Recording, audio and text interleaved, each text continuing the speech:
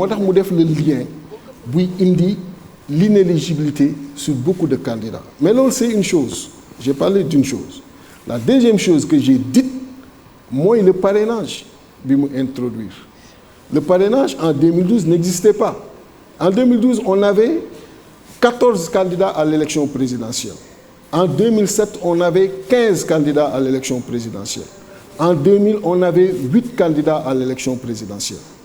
le président Macky Sall ñëw dugal parrainage à coups de grenades lacrymogènes et d'arrestation pour ramener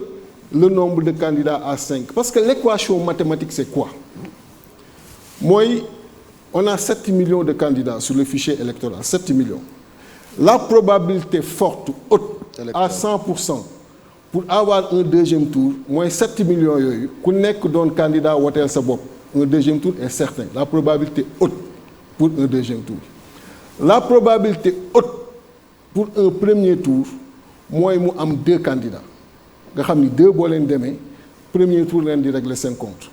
donc si tu veux créer un deuxième tour ou si tu veux créer un premier tour soit tu vas dans un sens ou dans un autre donc si tu veux créer un deuxième tour tu vas dans le sens de la multiplicité des candidatures donc mu xam ni plus les candidats sont nombreux plus il y a une chance de deuxième tour mu expérimenté ko en 2012 expérimenté ko en 2000 mu ni donc je vais réduire les candidats pour réduire les candidats na am un instrument politique le parrainage qui me permet de faire la première partie et voir maintenant comment à travers des procès laay defee la deuxième partie pour ramener le nombre de candidats vous vous souvenez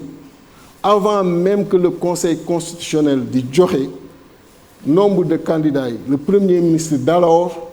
génnoon na ni il y aura 5 candidats et ça n'a pas raté avant même que la cour d'appel di proclamer résultat yi le premier ministre d'alors génn na ni on a gagné avec 58% ça n'a pas raté donc comment tu peux ñëw un président de la République nga war encadrer l'égalité des chances encadrer la participation à tous nga ñëw toog introduire aujourd'hui le parrainage pire nga dérégler tout l'agenda politique tout le calendrier électoral du pays 2016 le président Macky Sall déréglait le calendrier électoral parce qu'en vérité la présidentielle devait se tenir en 2017 s'il avait respecté sa parole mu ñëw 2016 dugal une loi référendaire créer élection en 2016 alors que l'élection n'était pas prévue parce qu'un référendum c'est une élection créer un référendum en 2016 pousse élection 2017 yi yóbbu ko 2019 créer donc une élection en 2019 qui devait se créer en 2017 ensuite créer ci sunu nomenclature constitutionnelle bi beneen élection muy élection HCCT depuis qu'il est là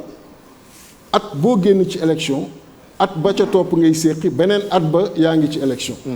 on a l'impression que le pays aujourd'hui vit au rythme des élections pourquoi la tension politique est vive parce qu'on ne se donne pas le temps